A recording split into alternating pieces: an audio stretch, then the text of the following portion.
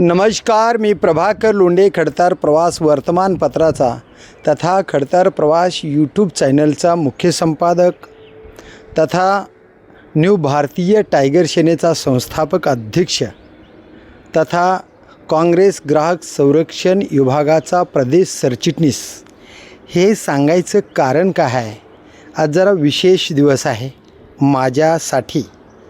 आणि मी कुठं आहे, मी कुठं जन्मलो, नेमकं काय परिस्थिती आहे, तर मी धाराशिव तालुक्यातल्या तेर आरणी या गावचा आहे आणि एका मातंग समाजामध्ये अत्यंत गरीब कुटुंबामध्ये माझा जन्म झाला। माझे वडील महादेवाचे सेवक होते आणि महादेवाचे सेवक असल्यामुळे माझ्यातसुद्धा महादेवाची सेवा करण्याची एक भावना झाली। 1983-84 पासून मी महादेवाचा एक भक्त आहे आणि आपण आता या ठिकाणी बूट काढतोय आणि आता आपल्याला निघायचं आहे महादेवाच्या मंदिरामध्ये। चला महादेवाच्या मंदिरामध्ये।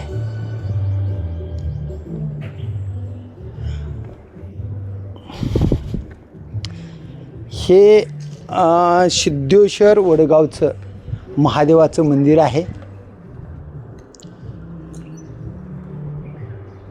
आणि आज महादेवाचं दर्शन घेऊन आपल्याला एक विशेष संकल्प करायचा आहे।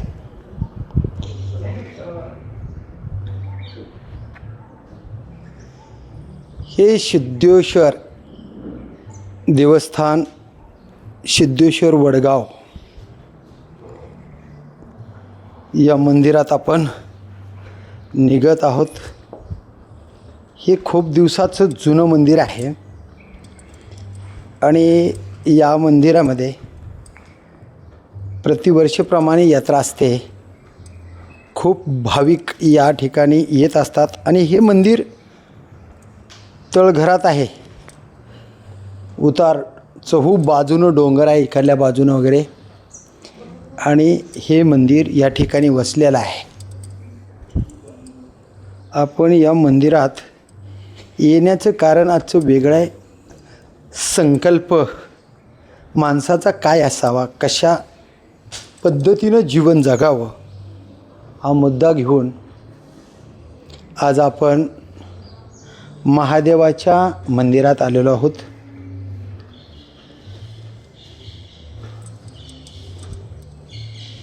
हे महादेवाचं मंदिर अत्यंत चांगल्या पद्धतीनं ठेवून, स्वच्छता चांगली आहे।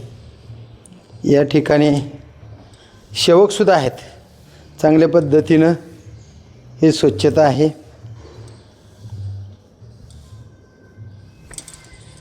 देवबापा काय चाललं आहे? हां, कोण कोण असते पूजा करायला? हां, काय तुमचं नाव काय?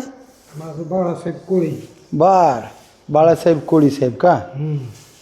तर हे आपल्याला मध्ये आतमध्ये दर्शन घ्यायला होय बाबा, मध्ये दर्शन घ्यायला या। हे महादेवाचं मंदिर, हे आतमधला भाग आहे। हे सगळा भाग आपण यापूर्वी दाखवलेला आहे। यावर्षी अत्यंत चांगल्या पद्धतीनं स्वच्छता या ठिकाणी दिसते आहे आणि आपण या ठिकाणी आलेलो आहोत।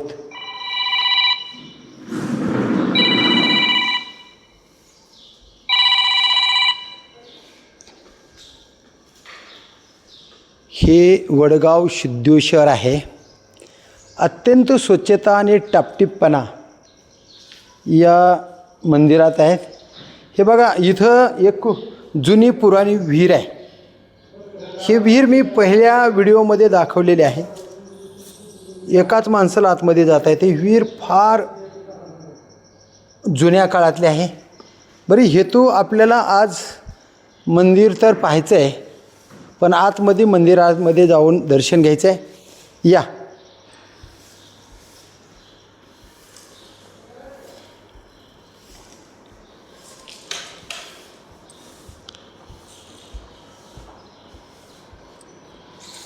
हे वडगाव सिद्धेश्वराचं मंदिर कधीचं आहे महाराज मंदिर ही?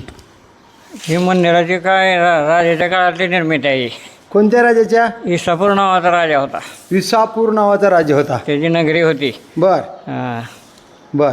किती वर्षाचं असेल हे मंदिर? वर्ष ज्यावेळेस राम वनवासाला आला तेव्हा मंदिर होतं हे. राम वनवासाला आले होते त्यावेळेस मंदिर होतं. हा. म्हणजे पुरातन काळाचं मंदिर आहे. हा. बर बर बर. मधली ठेवण दाखवा बरं या. मधले हे करा, शर्ट बेल्ट काढावं लागतं. अरे बापरे, का हो? शर्ट आणि बेल्ट काढल्यावर मध्ये जायला येते. बर बर बर, ठीक आहे. मग आपण इथंच थांबू, काय हरकत नाही. तर आपल्याला इथं शर्ट आणि बेल्ट काढावं लागते असं म्हटले. हां, मध्ये जा. पिंडीचं हे सगळं हे होतंय. बरं, ते पिंड वगैरे दिसते. हां हां, चालते की मग गेटमध्ये. हां, चला चला मध्ये.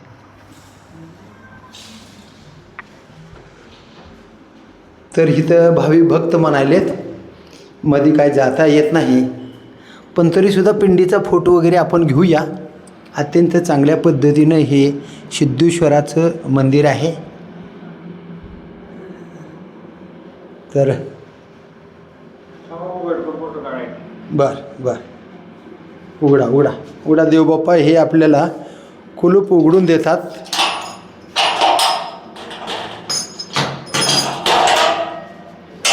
बर, आता जाता येते की मध्ये? घेता येते मध्ये? नाही. बरं, ठीक आहे, घ्या. हां. हे मंदिराची पिंड आहे आणि सिद्धेश्वराची मूर्ती अत्यंत चांगल्या पद्धतीनं ठेवलेली आहे. हे पुरातन काळाचं मंदिर आहे. स्वयंभूलिंग आहे ठेवायचं. मध्ये पाणी यायला लागतं तुम्हाला. हां हां हां. पाणी कुठं? मध्ये कायम पाणी असते. बर बर, कायम पाणी असते. बर बर बरं. ही सोडलेलं पाणी आहे का? हां हां, स्वयंभू. स्वयंभू स्वतःचं पाणी आहे का? आटत नाही का पाणी हे? अरे वा वा वा वा वा. कधी आटत नाही पाणी. बर बर. इथं पण लिंग नाही का? हां. भंडारवाडीसारखंच आहे हे सुद्धा. वा वा, या इकडे. काय असं तो मोकळा आहे, आता महागात आहे. बर बर बर बर बर. बघा बघा, पिंडीमध्ये पाणी आहे. कधी आटत नाही का? नाही नाही, कधी आटत. बर बर. कधीच कधी खाली पण जात नाही का? अरे वा वा. नाव काय तुमचं बाबा? पाणी दिसते काय तर? हा? व्हिडिओत बघा, व्हिडिओत पाणी दिसतं ना? अजून एकदा हलवा असं पाणी. नाही, हॅलो नका. बर बर, ठीक. व्हिडिओत बघा का इथं? ओके ओके, ठीक आहे. या या इकडे या. हे बघा, या खांबावर, हे बघा,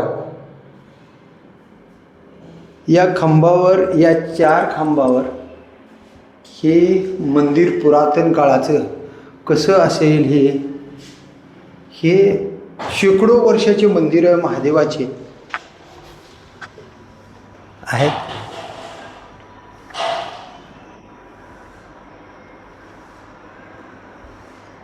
तर या मंदिराच्या समोर, या इकडे, या मंदिराच्या समोर येण्याचं कारण असं आहे की आज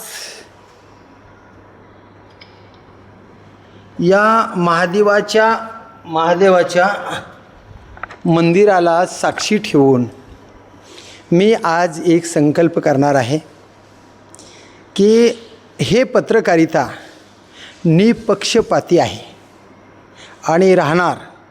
कोणाच्याही बाजूला ही पत्रकारिता झुकणार नाही, कोणाचाही द्वेष करणार नाही. या धाराशिव जिल्ह्यामध्ये खरं म्हणलं तर राणा जगजितसिंह पाटील हे लोकप्रतिनिधी आहेत. ओमराजे निंबाळकर हे पण लोकप्रतिनिधी आहेत. कैलास पाटील हे पण लोकप्रतिनिधी आहेत. तानाजी सावंत लोकप्रतिनिधी आहेत. असे विविध या जिल्ह्यामध्ये लोकप्रतिनिधी आहेत आणि लोकप्रतिनिधी असल्यामुळे जनतेचे कामं करावे म्हणून पत्रकारिता या लोकप्रतिनिधीकडं जनतेच्या मागण्या करत असते आणि म्हणून आम्ही सतत या लोकप्रतिनिधीच्या विरोधात आणि जनतेच्या मागण्यासाठी जनतेच्या बाजूनं आम्ही चॅनल चालवत असतो. काही लोकांना वाटतं की हे चॅनल एखाद्या व्यक्तीच्या विरोधात, एखाद्या राजकीय पुढाऱ्याच्या विरोधात असं चालवलं जातं आहे, असं लोकांचा समज आहे.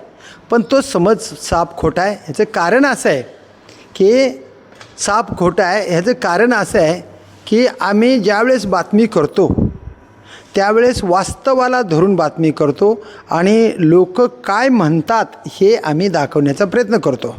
तसं पाहिलं तर लोकप्रतिनिधी आम्ही एकमेकाचे विरोधक कधीच नसतो. आणि हे आज मला महादेवाच्या साक्षीनं सांगायचं आहे की आम्ही यापुढेही कुणाच्या विरोधात आणि कुणाच्या बाजूनं करणार नाही. आम्ही सत्य आधारित बातम्या करणार आहोत आणि हे बातम्या सत्य आधारावर करायचं कारण असं आहे की जनतेचं हित व्हावं आणि जनतेचं हित करण्यासाठी लोकप्रतिनिधी निवडून गेलेले असतात आणि निवडून गेलेल्या लोकप्रतिनिधींनी जनतेचे कामं जे त्यांनी अभिवचन दिलेलं असतं त्या पद्धतीनं त्यांनी कामं करावे. आणि म्हणून पुराव्यानिश्चित सत्य आधारावर जे तुम्ही जाहीरनाम्यामध्ये शब्द दिलेले असतात ते शब्द पूर्ण का केले नाहीत म्हणून भांडण्याचा लोकशाहीच्या माध्यमातून पत्रकारांचा हक्क असतो आणि तो हक्क आम्ही जनतेचे प्रश्न घेऊन तुमच्यापुढं मांडत असतो. तर हे सांगायचं कारण असं आहे की कुठल्याही लोकप्रतिनिधीने पत्रकारावर कुठल्याही पत्रकारावर आरोप करू नये. जर खराच जाणीवपूर्वक पत्रकार एखाद्या व्यक्तीला टार्गेट करीत असेल तर तो पत्रकार निपक्षपाती काम करत नाही असा त्याचा अर्थ होतो. पण ज्या ज्या भागामध्ये कामं अधुरे आहेत त्या त्या भागातले कामं आम्ही महादेवाच्या साक्षीनं सत्य आणि सत्यच आम्ही दाखवणार हेच संकल्प करण्यासाठी आज आम्ही महादेवाच्या सिद्धेश्वर वडगावाच्या मंदिरामध्ये आलो आणि महादेवाला साक्षी ठेवून आज माझा जन्मदिवस आहे. 10/3/1968 एका मातंग समाजाच्या घरात बाबू दशरथ लोंढे आणि भागीरथी बाबू लोंढे या आईवडिलाच्या पोटी माझा जन्म झाला.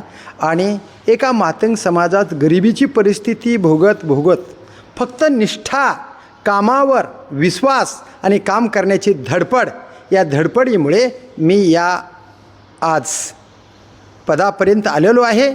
आणि महादेवाच्या साक्षीनं यापुढे सुद्धा संपादक या नात्यानं, न्यू भारतीय टायगर सेनेचा संस्थापक अध्यक्ष या नात्याने, काँग्रेस ग्राहक संरक्षण विभागाच्या प्रदेश सरचिटणीस या नात्याने आणि खडतर प्रवास यूट्यूब चॅनल संपादक तथा खडतर प्रवास वर्तमानपत्राच्या संपादकाच्या नात्याने गोरगरीब जनता, सर्वसामान्य जनता, कष्टकरी जनता, शेतकरी या सर्व समाजाच्या हितासाठी मी या समाजातून निवडून गेलेले राजकीय लोकप्रतिनिधी यांनी या जनतेचं काम करावं म्हणून या वर्तमानपत्राच्या माध्यमातून, माझ्या पदाच्या माध्यमातून मी सतत भांडत राहणार.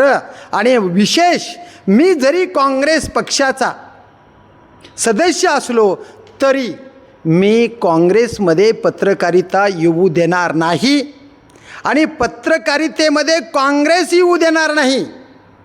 पक्ष म्हणून मी एखाद्या व्यक्तीचा द्वेष करणार नाही. मी पत्रकार म्हणून पत्रकाराचं काम करत असताना पक्षाचा द्वेष माझ्या मनात कधीही आणणार नाही. अगर एखाद्या लोकप्रतिनिधीच्या विरोधामध्ये जाणीवपूर्वक कसल्याही प्रकारच्या बातम्या देणार नाही हे शपथ खाण्यासाठी. आणि आजपर्यंत जे पत्रकारिता केली ते सुद्धा निपक्षपाती आणि याच्या पुढं सुद्धा निपक्षपातीच पत्रकारिता राहील, कायमस्वरूपी राहील. हेच आज मी जन्मदिनाच्या निमित्ताने आज मी 57 वर्ष पार करून 58व्या वर्षामध्ये पदार्पण केलेलं आहे. राहिलेलं जे आयुष्य आहे ते फक्त गोरगरीब, कष्टकरी, शेतकरी, सर्वसामान्य ज्याच्यावर कोण अन्याय करत असेल तर त्या अन्यायाचा प्रतिकार करण्यासाठी आणि शासनाकडे सर्वसामान्य गोरगरीब जनतेसाठी न्याय मागण्यासाठी हे पत्रकारिता यापुढेही करणार आहे. आणि माझं राहिलेलं आयुष्य जेवढं राहिलं असेल तेवढं आयुष्य फक्त आणि फक्त गोरगरीब, दीन दुबळ्या, कष्टकरी, शेतकरी मोलमजुरी करणाऱ्या सर्वसामान्य जनतेसाठीच माझं आयुष्य जाणार. जनसेवा हेच ईश्वर सेवा, हीच सेवा महादेवाच्या आशीर्वादाने यापुढेही मला घडावी आणि सर्वसामान्य जनतेला न्याय मिळावा, यासाठीच मी भावी आयुष्यातली पत्रकारिता करेन. मी कुठल्याही राजकीय पुढाऱ्याला टार्गेट करणार नाही, कुठल्याही राजकीय पुढाऱ्यांच्या विरोधात जाणीवपूर्वक बातम्या देणार नाही.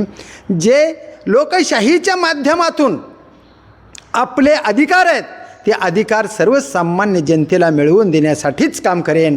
हेच शपथ मी आज महादेवाच्या साक्षीनं घेऊन या पुढची पत्रकारिता निपक्षपाती करेन. हा शब्द जनतेला, हा शब्द राजकीय लोकप्रतिनिधीला, हा शब्द सर्वसामान्य जनतेला असेल. एवढेच. मी प्रभाकर लोंढे, खडतर प्रवास वर्तमानपत्राचा तथा खडतर प्रवास यूट्यूब चॅनलचा मुख्य संपादक. या चॅनलला सबस्क्राईब करा, शेअर करा, लाईक करा, बेल आयकॉनचे बटन दाबा. आपले विचार कमेंट बॉक्समध्ये खरे ते खरे, खोटे ते खोटे नोंद करा. सर्वसामान्य जनतेसाठी आपलं आयुष्य खर्ची घाला, जनतेच्या विकासासाठी लढा.